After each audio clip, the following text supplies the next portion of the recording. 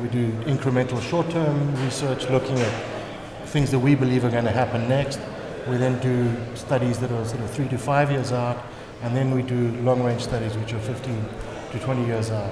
That's what our program is about. We're trying to anticipate changes in lifestyle in deep space, as it were. One thing that we've done is also, I've applied that knowledge into a product recently that's come out called the Wake Up Light, and it's a lamp and a clock combined basically that you can set in the winter months, and basically what it does is it simulates a sunrise and can wake you up gradually in the morning with light, basically. And that's kind of sort of based sort of around the area of looking at what the biological effect of light is on your well-being and on your body. What we're interested in is seeing what the feedback is, what people think about the different kinds of things that we're putting forward. And they're not to say that things that Philips are going to do necessarily in future, but it's more really about creating a dialogue, I think, with people and seeing how they react and what they think about some of the things that we're thinking about. A lot of our inspiration is drawn from youth culture. We were struck by the fact that, tattoos and piercings and things like that had become absolutely ubiquitous, that it had been embraced within youth culture in a way that very, very few things ever are.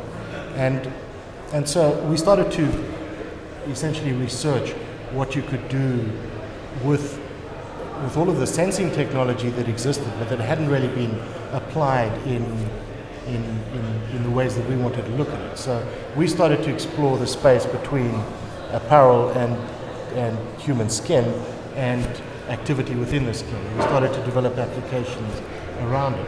One of the more recent things that we've done was looking at the idea of also tattoo, and the idea of a tattoo that can animate and move and respond also to not just to touch, but also to the person's emotion.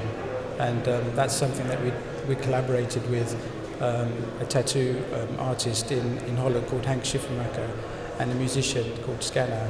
I think what's interesting is for us is we have an idea of what we think what will be, as an idea, what we call sort of culturally acceptable to a sort of younger audience or whatever audience we're thinking about at the time. In this respect, it's more a younger audience.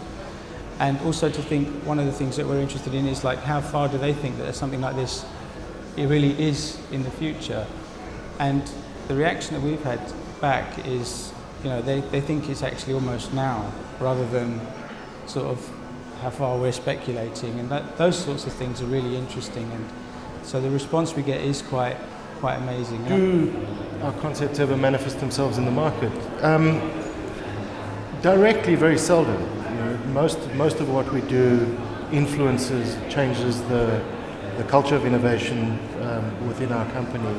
It's far more about trying to influence and change the way in which we think about products, rather than put forward an idea and say this thing's going to manifest itself as a specific product.